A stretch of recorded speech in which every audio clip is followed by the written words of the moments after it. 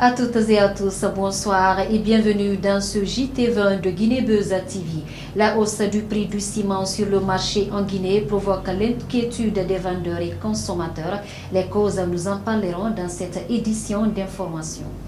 Les mototricycles, communément appelés Bombona, un moyen de transport commun, beaucoup plus utilisé à Conakry ces derniers temps. Malgré cet engouement, quelques difficultés interviennent dans l'exercice de cette activité.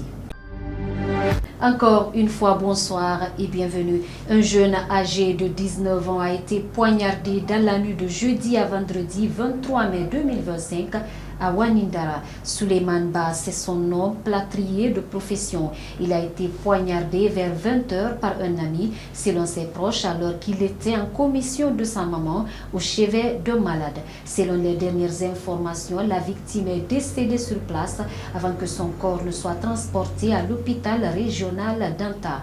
Pour l'heure, qu'aucune information n'a été donnée sur le prétendu auteur. En Guinée, la recrudescence des cas d'incendie deviennent de plus en plus inquiétantes. Ces derniers temps, plusieurs familles ont été endeuillées. À la question de savoir l'origine ou la cause de ces incendies, notre rédaction est allée à la rencontre de certains citoyens. Les détails avec Maimouna Kondi.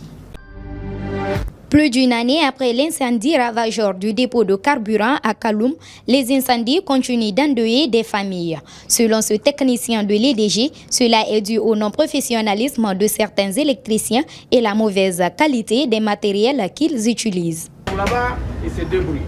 D'autres ne font même pas de produits, ils ne connaissent pas la différence entre triphasé et monophasé. Et puis tu les recrutes pour faire ton travail, pour que tu donnes un peu l'argent. Donc le travail qu'on te fait peu là, c'est ce que tu vas avoir comme résultat. Au marché, on trouve Dubaï, on trouve n'importe quoi sur le terrain, mais si tu n'as pas installé les câbles français qui viennent de EDG, et tu prends au marché Dubaï, parce que là-bas, Dubaï c'est 5 000, et puis français on peut avoir 8 000 ou 10 000, tu prends les 5 000, et c'est le résultat là que tu vas recevoir, parce que les câbles là vont chauffer. Les calibres ne sont pas comme le voyez. Bon, tu vas prendre même le câble là, et puis tu prends les câbles de Dubaï, tu vas dénider, tu vas voir, les câbles des choses, c'est des petits grains. Maintenant les autres là sont dans les normes. Les commerçants qui envoient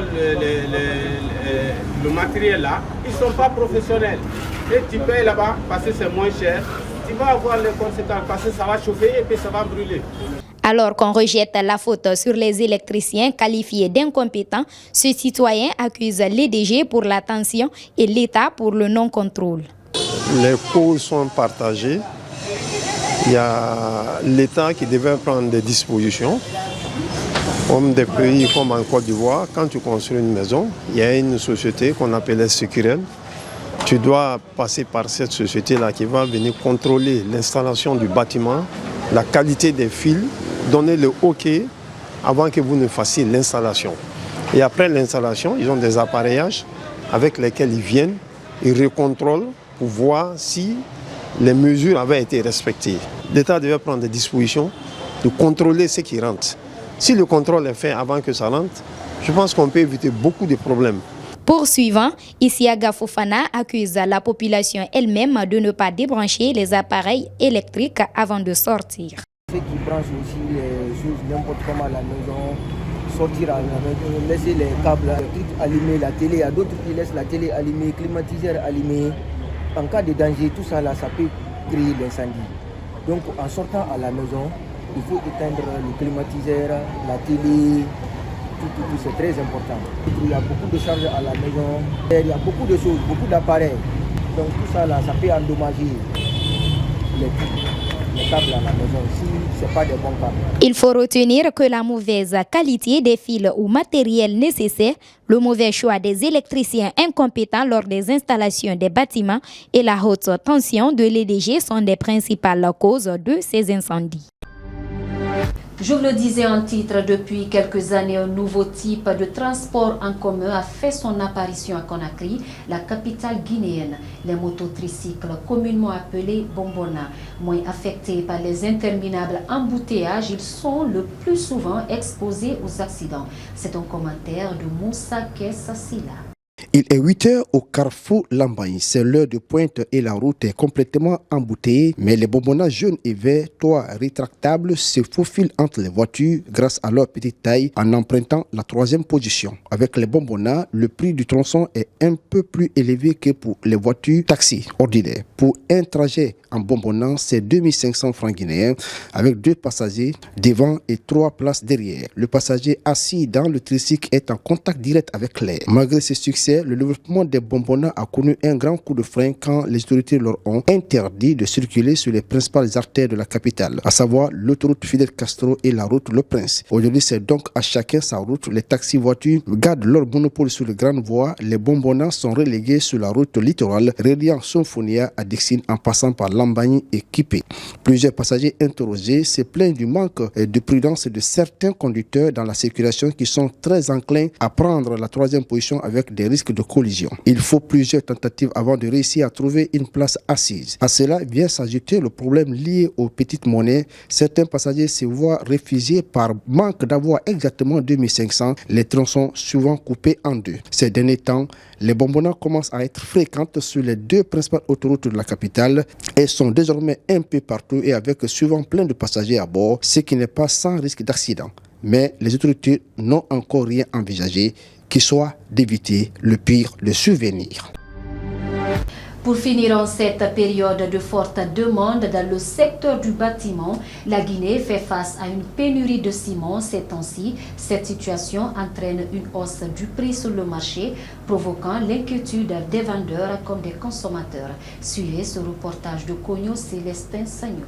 Dans plusieurs quartiers du Conakry et à l'intérieur du pays, il est difficile de trouver du ciment. Le sac de ciment qui se négociait entre 75 à 80 000 francs guinéens il y a quelques semaines est désormais aux alentours de 90 000 francs dans certaines zones. Une inflation que certains attribuent à des retards d'approvisionnement. Pour ce monsieur vendeur de ciment, moins de camions arrivent qu'avant et lance un appel aux autorités. Bon là, moi quand même je ne sais pas, quand même il y a des rumeurs qui sont... C'est peut-être le projet du ciment doux. Bon, je ne sais pas. Mais moi je dirais que peut-être il y a l'usine qui a manque. Ça c'est donc moi je vais dire. C'est mieux de nous aider, bon, nous voir ce qu'il faut. Bon. Parce que chaque fois il y a manque là, c'est pas bon pour nous. Donc nous sommes là, nous avons des familles à nourrir. Chaque fois on reprend les ciments là, on prend Cette rareté a un impact direct sur les autres acteurs du secteur de la construction, notamment les fabricants de briques. Devant le prix normal, il y a les autres aussi, ils augmentent un peu. Le prix qu'on vend à 4 500, 4 800. En attendant, les petits commerçants et les artisans continuent de subir les conséquences d'une crise qui risque de ralentir considérablement le secteur du BTP, un pilier de l'économie guinéenne. Ainsi prend fin cette édition d'information à tous. Merci de l'avoir suivi et les infos continuent sur Guinée Buzz TV. Au revoir.